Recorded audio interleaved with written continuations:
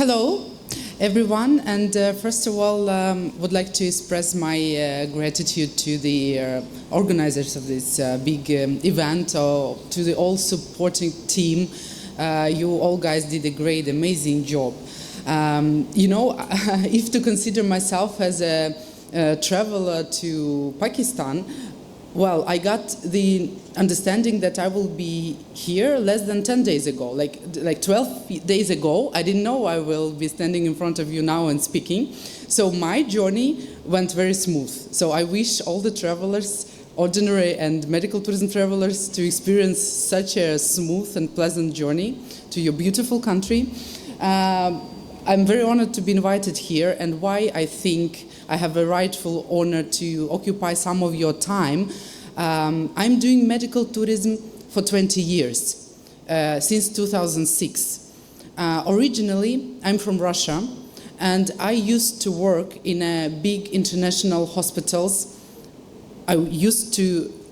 My first part of this professional journey is exactly from the perspective of the international department person. I used to be the manager of the international department of American Medical Clinic and Hospital in the St. Petersburg for many years. Then I was open up international departments in Moscow clinics, and ended up as a director of the medical tourism department of the international department of the mother and child chain. It's a big, famous group of hospitals in Russia, which serves both for patients there, tourists who come into Russia and who is going outside for treatment abroad. So my first experience was to know medical tourism from the hospital view. Later on, I moved to Sweden in 2014, and honestly, I thought that my journey with medical tourism is over because there would not be the demand. Inside Europe, in Sweden, in Scandinavia, what I'm going to do there, because I thought that it's an ideal healthcare, system, and no one is, traveling abroad for treatment. There was a bit amateur perspective. As soon as I ended up in this country, I realized that, people, when they realize my background, they start to ask me, where we can go for different treatments because of the long waiting list, because of the price of the procedures that are not covered by the state insurance. And very soon I realized I'm already working, but for free, without a company. So I registered my company, which is MariaCares Sweden AB. This is my business that I do there. Later on, years passed, and as I am in this field for so many years, the medical tourism niche is still developing, and we people who do it for years, we all know each other. And as I like to say, in this business, we are not competitors, never. We are partners and collaborators, because our clients is the whole world. I mean, it's the whole world of patients. So it will be very primitive thinking to compete in this area. We need to collaborate, as the previous speaker was saying. You can't be the professional and know all niches and all destinations. I'm getting closer with the intro so that I can get to the presentation about our newly established association. So through years, I've built a very big network, both from hospitals, providers, and also with my fellow colleagues, facilitators. With some of them, we became really close friends. We share patients, we share, going to events all over the world. We become we're friends with the family members. 4 of us, founding members of EHMTA. One is from Croatia, one from Germany, one from France, and myself, let's say, I'm located in Sweden nowadays. We're 4 facilitators with many years of experience. 1 year ago, and we share same pain inside European Union. We have our issues, like in every country, every market has its own issues. We struggle with cross-border treatment directives. We struggle with visa requirements for the patients, who would like to come and get treatment inside European Union, etc., etc. So some time ago, we decided with colleagues that we I will follow what Mr. Amin was saying. Was saying about the unity in this industry, because we realized that doesn't matter you have a big online facilitating medical tourism platform or you have a smaller boutique agency like my own, for example. Even when we got invitation to the European Union Parliament 4 years ago, we gathered there as let's say, lobbyists of our interests inside European healthcare system to talk about our issues. But we realized that on our own, we don't have any voice. Doesn't matter what size of the company we have. We need to unite to have this umbrella that, then we can approach higher goals, higher demands of our markets. No one wanted to do that because it's extra work, and we all are very busy with our companies, and we were waiting and waiting that someone will do this unpleasant work of registering, the association inside European Union and invite us to join. No, inside European Union, we couldn't, find the alternative, so we decided to do it ourselves. We spent almost 1 year to be registered in Brussels, so our head office is in Brussels, in Belgium, and we gone operational recently, this summer. Although we all have a huge experience, but this association is new and rapidly growing. So now let's get to the to the point. When I was invited here, and I was also offered to have a speech for you, the first demand was if I can share ideas on behalf of association members and my own experience about the positioning of a country on a medical tourism map.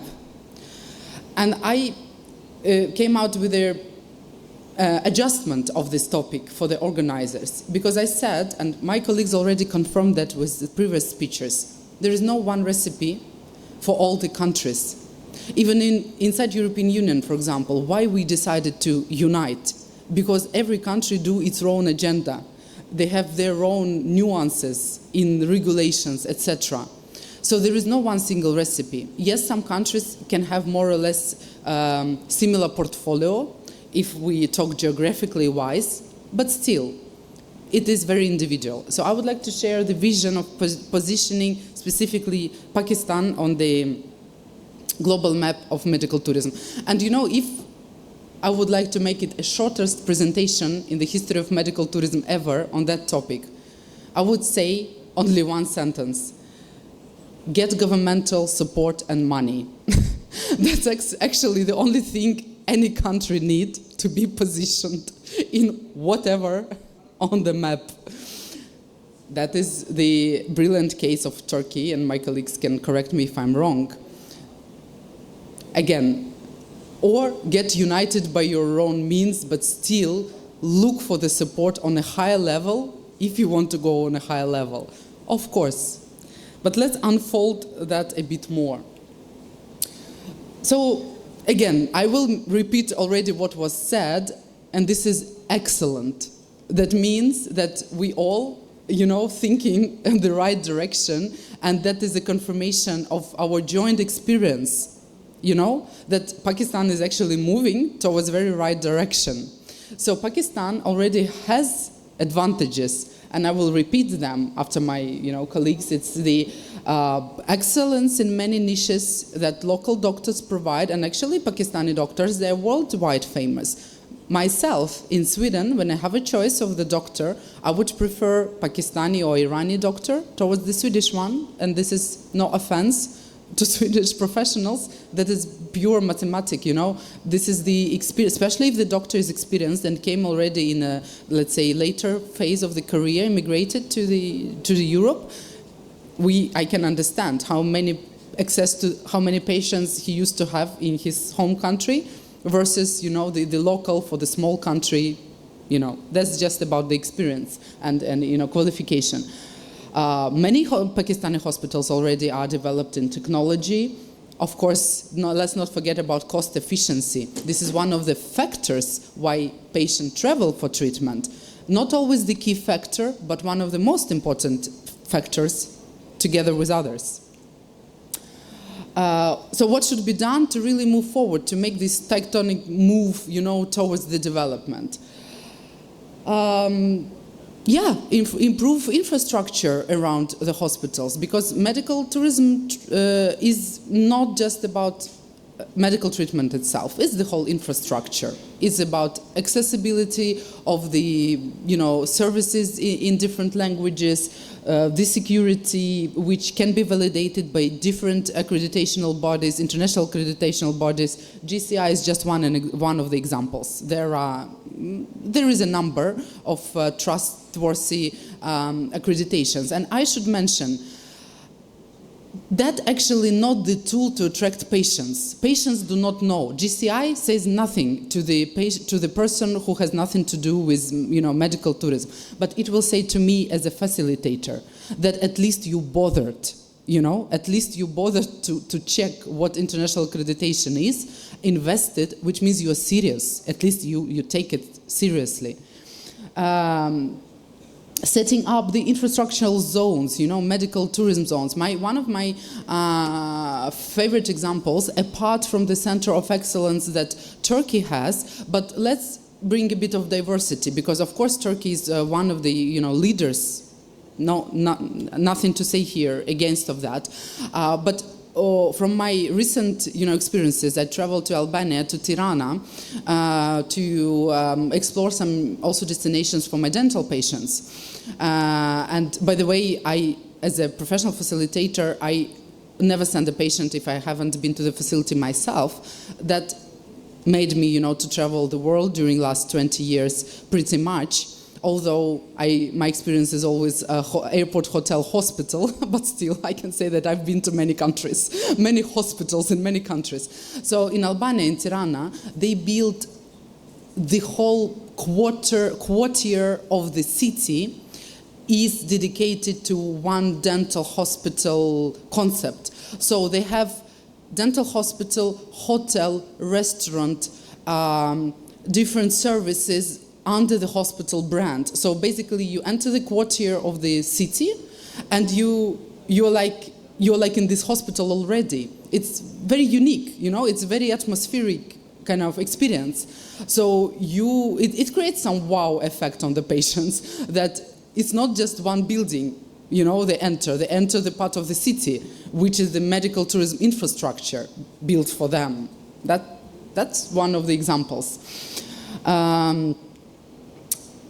That's what I was just saying in the beginning. Guys, of course, if you think super ambitious, think big, but understand what it takes.